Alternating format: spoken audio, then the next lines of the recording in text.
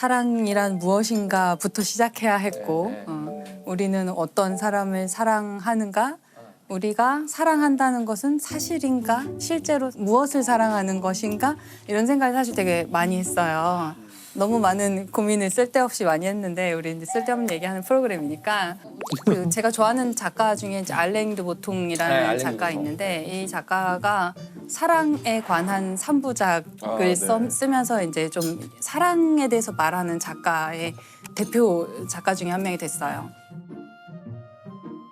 이제 알랭 보통의 책에서는 사랑이란 주제, 남녀 간의 사랑이란 주제를 놓고 여러 방면에서 조명을 하는데요. 그 작품을 보면 우리가 이렇게 연애를 하고 사랑하는 사람을 만나고 하는 게 그 사람을 정말 사랑하는 걸 수도 있지만 그 사람과 함께 있는 이 순간에 나를 사랑한다는 거예요.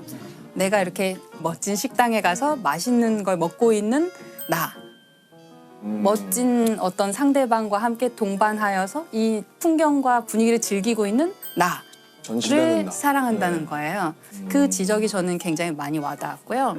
저는 제가 사랑하는 사람은 어떤 사람인가, 나는 누구를 사랑하는가를 생각했을 때 일단은 남편분은 아니신 것 같고. 서론이 너무 길었나요?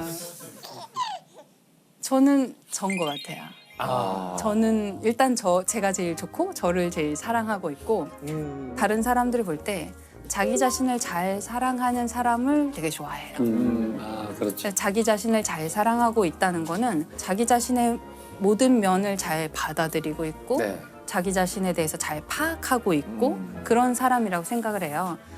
제가 이제 대학원에 오고 싶어 하는 혹은 천문학자가 되고 싶어 하는 이제 후배들이 이제 저한테 가끔 고민 상담을 하러 올 때가 있는데 전 천문학 하고 싶은데 어떻게 하면 되나요? 아니면 자기는 과학자 되고 싶은데 수학 과학을 잘 못해요. 물리 어려워요. 이런 식의 질문을 하러 와요. 제가 그 친구들한테 그걸 물어봐요. 직업 과학자가 되려면 사실은 대학원을 나올 수밖에 없고 박사 학위를 받는 게 거의 필수적이고 박사 학위를 받으면 그때 인생이 시작이 돼요. 이 과학자로서의 삶은 박사 학위를 받으면 끝이 아니라 그 시작에 햇병아리 박사가 돼요. 어떡해. 그러니까 그 과정, 그 라이센스를 따기 위해서 거의 20대의 거의 모든 시간을 대학원에서 보내야 돼요.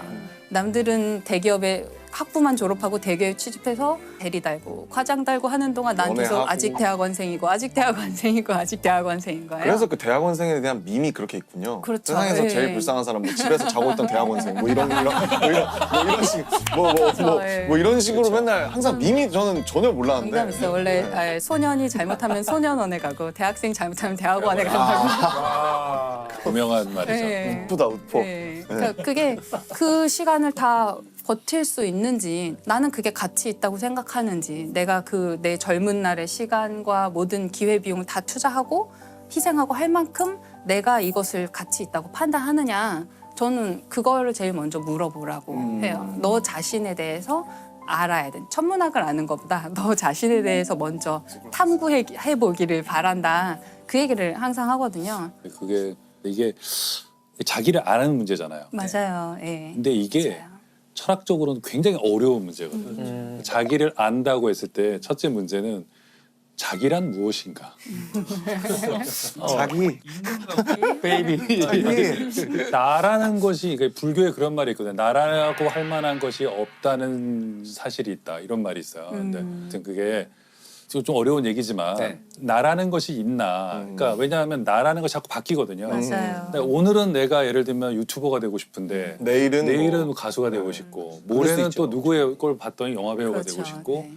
인간은 자꾸 변하기 때문에 이 변하는 자아 중에 어떤 게 나냐 너무 어려운 문제죠. 맞아요. 근데 그러면 어떻게 진로를 선택하신 거예요? 이렇게 뭐 천문학자가 나는 저는 공부하는 거는 좋아했어요. 그러니까 똑똑하고 싶은 그 공부가 아니라 저는 약간 집착형 인간이거든요. 제가 뭐 하나 좋아하면 막 그거를 계속 하고 싶고 네. 내가 잘하느냐 못하느냐 별로 중요하지 않고 그냥 그걸 할 때가 재밌는 거예요. 그래서 만약에 영문학과를 갔어도 대학원 갔을 것 같고 생물학과를 갔어도 대학원 갔을 것 같고 그냥 저는 이런 삶을 좋아했었고 근데 그중에 이제 천문학이 된 거는 진로를 결정할 시기에 알게 되었던 몇몇 사람들이 이제 천문학이라는 길을 이제 보여줬던 거죠. 그래서 저한테는 대학원 생활하고 이제 지금 이 일을 정말 이 과정을 즐기고 있기 때문에 저는 제가 막 노벨상 받는 과학자가 아니어도 저는 그냥 오늘이 매일이 행복한 거거든요. 그러면은 저는 이제 제 자신을 잘 알고 네. 이 길에 왔다고 저는 생각을 해요. 지금 이렇게 진로를 결정하는 부분에 있어서도 굉장히 자기애가 느껴져요. 아 내가 공부하는 모습이 너무 좋고. 네네 맞아요. 그거 자체가 그게 좋고. 가장 행복한 분의 전형이잖아요. 내가 정말 잘하는 건데 내가 좋아하는 거고 그것이 내가 직업으로 선택할 수 있고 이게 정말 행복한 거죠. 덕업일치라 그러죠. 최경 선생님은 자기 자신에 대한 사랑을 얘기하시잖아요. 자기애를 얘기하셨는데 그러면 이제 심사위원 심채경, 선수 심채경, 자 도마 경기예요. 자 뛰어가다 탁 넘었어. 몇 점입니까? 10점 만점에. 제 자신이요? 네. 제 자신은 저는 10점입니다. 아 10점입니까? 네. 그러니까 멋있다. 그게 남이 평가하는 나는 5점이나 7점이나 네. 실격일 수도 있겠죠. 네. 경기장 밖으로 넘어 떨어졌을 수도 있지만 그게 나라는 심사위원한테는 그게 내가 10점인 거죠. 의외로 굉장히 외윤의 극강의 캐릭터세요. 아니 아까 말씀드렸잖아요. 목소리 제일 작으신 분이 제일 그러니까 위너야. 실눈캐 같은 거죠. 약간. 근데 이게 사람이 좀 약간 행복해지는 게 되게 어려우면서도 어찌 보면 되게 단순한 게 가치 판단의 무게 중심이 내 안에 있으면 되거든요. 우리가 천체들도 보면 무게 중심이 그 천체 안에 있으면 얘는 안정적으로 존재할 수 있어요. 근데 이 천체가 다른 천체들과 주고받는 무게 중심이 이 천체 밖에 있으면 궤도가 계속 섭동이 되는 거예요.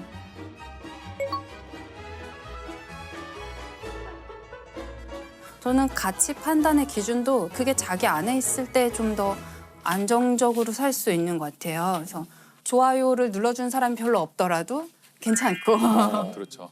사실 그 지점인데 그 가치 판단의 무게 중심이 본인 안에 있기가 갈수록 힘들어지고 있어요. 그럴 수 있어요. 왜냐면 알고리즘이라는 것들이 계속 나에 대해서 데이터를 맞춰서 분석해주고 뭘 추천해주고 하는데 그거를 제가 좋아하는 내 색이라고 받아들이면서 사실은 비슷비슷한 테이스트나 비슷비슷한 색을 갖게 되는데 근데 나는 또 굉장히 내가 유니크한 무언가 뭐라고 생각을 하면서 사실은 끊임없이 그 알고리즘과 시스템의 영향을 계속 노출되는 세상이잖아요. 맞아요. 그래서 그 가치 판단의 무게 중심을 그 자기 안에 두는 게 사실은 연령이 저는 낮을수록 스마트폰에 친할수록 훨씬 더 어려워질 거라고 어려울 것 생각해요. 같아요. 네. 오히려 좀 혼란스러울 것 같아요. 그 SNS나 네, 네. 네, 아까 말씀하신 것처럼 자기 안에 있어야 된다고 그러는데 그 자기가 있느냐 이게 일단 문제고 이러면 오늘 녹화가 안 끝나요.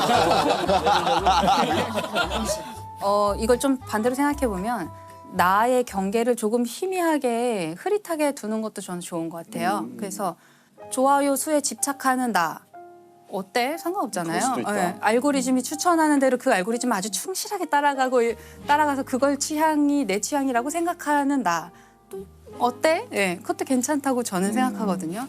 그래서 내가 나라는 자기 자신을 너무 촘촘하게 너무 가둬놓으면 그 안에 무게중심을 잡는 거는 발레리나가 발끝으로 서 있는 거랑 똑같은 거예요. 너무 쉽게 무게중심이 흔들릴 수 있어요. 근데 내 자신이 아주 바닥에 그냥 철푸덕 주저앉아 있거나 누워 있다고 생각하면 무게중심을 내 안에 유지하기가 너무 쉽거든요. 그래서 그런 면에서 조금 자기 자신한테 너무 엄격하거나 너무 어떤 특정한 모양으로 내가 있기를 기대하지 않는 것도 괜찮다고 저는 생각하거든요. 심채경 박사님께서 그 알랭드 보통의 불안이라는 소설 네네. 언급을 하셨는데 다들 읽어보셨을 거 아니에요? 안 시원하네요. 저 안 읽어봤는데. 보통 사람들 다 읽나 봐요. 이게 자꾸 웃으면 안 되는데 웃겨요. 가끔. 예. 저는 좋아하는 책인데요, 네. 사실은. 어떤 이게 책이에요? 불안이 우리말로는 책 제목이 불안이라고 번역이 됐지만 원래는 지위 불안이라는 원제인데 손가락 그림이 나와요. 손가락이 하나 있을 때는 행복한 거예요. 우울하지 않아요. 근데 더 큰 손가락이 등장하면 이제 우울해지는 거예요. 이게 비교 대상이 나타나면 비교. 나의 지위가 이제 불안해지는 흔들리니까. 거죠. 그리고 현대 사회의 이런 지위 불안이 좀 더 심해진다는 거죠. 그렇죠. 예전에 작은 마을에서 살고 있을 때는 그냥 웬만해도 다 비교 대상이 별로 네네네. 없으니까 내 이 정도면 잘생겼지 맞아요. 이러면서 네. 살아갈 수 있었는데 이제는 비교 대상이 전 소설. 세계로 네. 확대됐고 소설이 진짜 큰 것 같아요. 네. 네. 그 지위 불안이 심해졌죠. 청소년. 흔히 그런 건 이제 열등감, 그렇죠. 뭐 네, 열패감, 네. 뭐 네. 이렇게. 열등감과 열등감 콤플렉스는 다른 거예요. 네. 열등감 누구나 다 있죠. 네.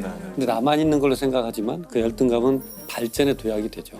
아 그렇죠. 근데 이걸 인정 안 하는 게 열등감 콤플렉스예요. 아. 그러니까 작은 키가 큰 보폭으로 갖는다지.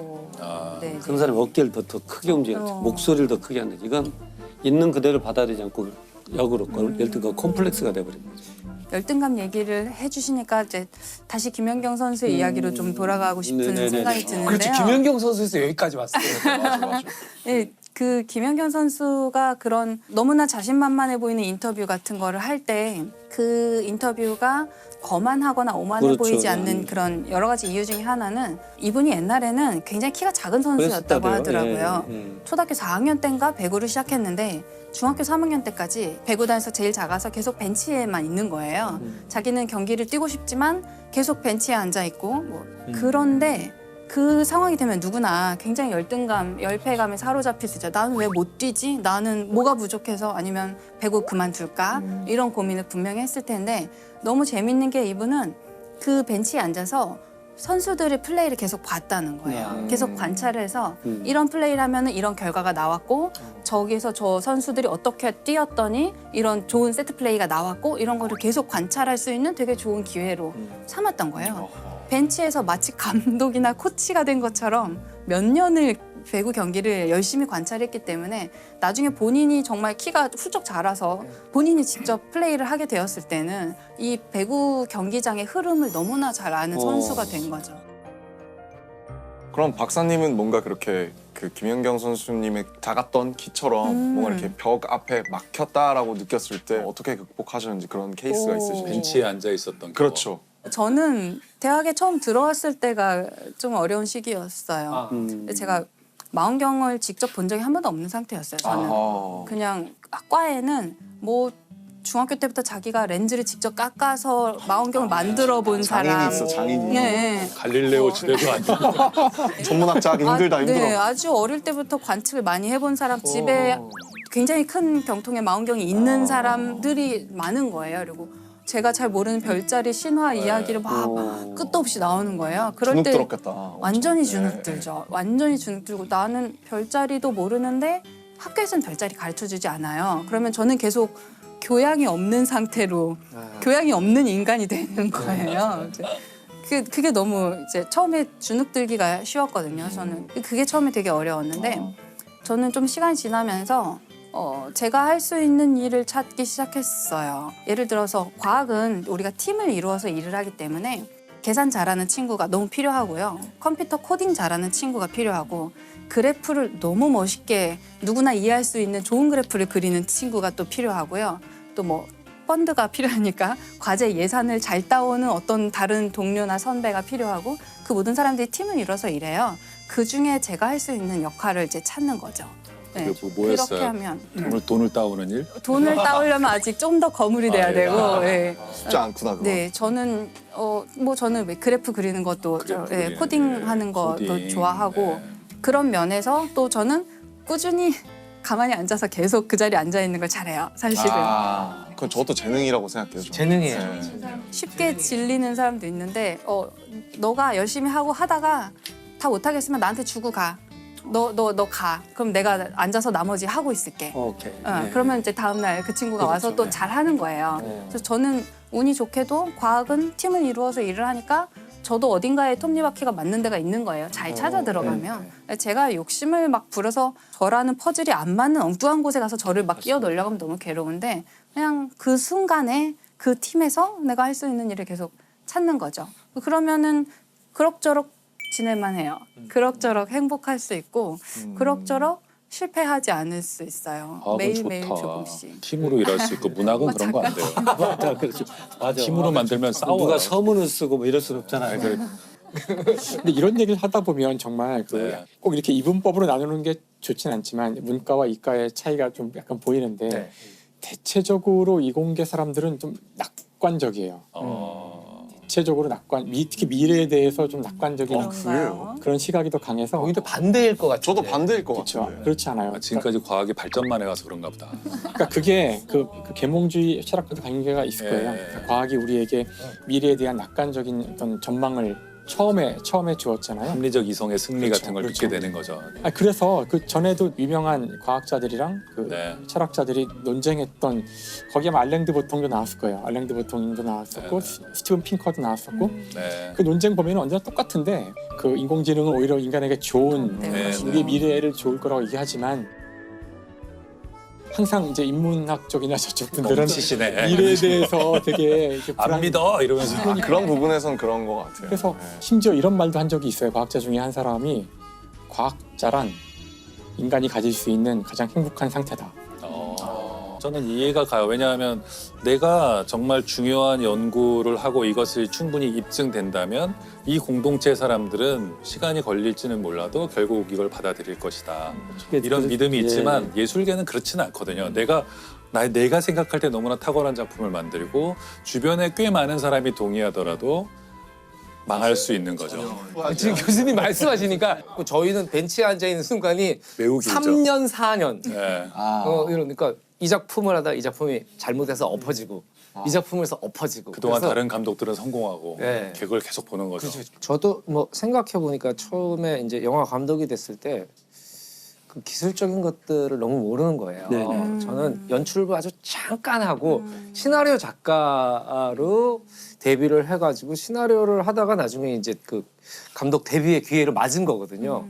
그래서 그게 저한테는 초창기에는 감독이 제일 모르는 것 같은 거야. 현장에 대해서. 그러니까 혹시 저 사람 눈치채면 어떡하지? 뭐 이런 생각 갖잖아요. 그럴 수 있죠. 나의 은밀한 고민들이 생기는 거야. 어디 가서 얘기도 못 하겠고. 그렇죠. 누구한테 얘기를 해요, 이 얘기를. 다 나만 보고 있는데. 그래서 솔직하게 우리 촬영 감독님하고 조명 감독님한테 얘기를 했어요. 나는 현장 출신이라서 모르겠어. 지금 어떻게 돌아가는지 모르겠고 초기에 아예 모르겠다. 너무 그리고 용감하시. 이게 맞는지 틀린지 우리가 이제 연출부 때 보면은 감독님이 컷 오케이 모르겠어. 이거 다시 해 막 이러는데 사실 지나고 보니까 감독님들도 잘 몰라요. 잘 몰라. 그래서 선글라스를 끼는 거야. 감정을 안 들키려고. 동공지진 이런 걸 안 보이게 하려고. 쟤도 모르겠거든. 괜히 뭔가 마음에 안 드는 것 같이 이러고 하는데 그래서 솔직히 저는 이게 이 컷이 왜 좋고 왜 나쁜지 그걸 잘 모르겠어요. 경험이 없어서 그런지. 그리고 촬영 감독이 이런 얘기를 처음 들어본 거예요. 신인 감독인데 감독이 나한테. 왜냐면 대부분 그런 얘기 안 하잖아요. 우리 얘기를 했어. 대단하시다. 그러니까 우리 김성국 촬영 감독님 그분이 그 당시만 해도 A급 특 A급이죠. 뭐 쉬리, JSA 엽기적인 그녀 그러니까 아이고. 한국 영화 흥행 5 중에 3편을 하신 분이었어요. 아이고. 장 감독 그럼 우리가 도와줄게요. 네네.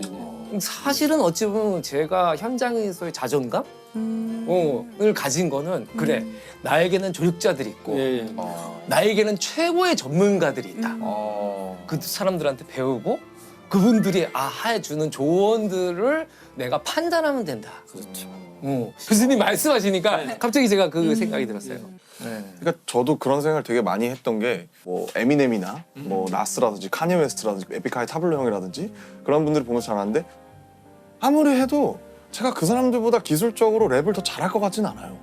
그리고 가사도 뭐 모르겠어요. 깊이가 막 엄청 그 사람들보다 있는 것 같지도 않고 단순히 나는 이제 BTS라는 팀을 해서 영향력을 얻긴 했지만 그러면 굳이 내가 내 솔로 음반을 굳이 내서 어떻게 보면 이 소음 주파수 덩어리를 굳이 그 음악 플랫폼 사이트 옆에 예를 들면 책 서점이면 그 옆에 하나를 꽂아놔야 이유가 뭔가 뭐냐. 그냥 나 좋자고 만들고 취미로 해서 친구들끼리 듣고 참 좋네 이러고 잊어버리면 될 일인데 그거를 굳이 전시를 하고 그거를 내가 용감하게 직업인으로 프로로서 평가받으려고 하는 이 마음은 무엇인가라고 생각했을 때 결국 제가 잘하는 나스, 에미넴, 카니 웨스트와 타블로가 하지 못하는 그 나만의 모서리가 있다고 저는 믿거든요. 그 오리지널한 주파수가 네. 분명히 있다. 그게 뭐 95.9인지 97.1인지는 모르겠지만 분명히 나한테도 그 모서리가 있다라고 믿는 그 마음 때문에 저랑 에미넴의 앨범이 동시에 같은 날 나온다고 해도 저는 저를 지킬 수 있을 것 같고 와. 제가 유효한 그 마음을 지킬 수 있을 것 같아요. 네. 멋있다. 응원합니다. 야 잘 될 멋있는- 것 같아요. 이건 멋있다. 그래서 그 열등감을 극복하려고 그런 생각을 되게 많이 좋죠. 했었던 것 같아요. 건강한 거죠. 네네. 열등감은 건강한 겁니다.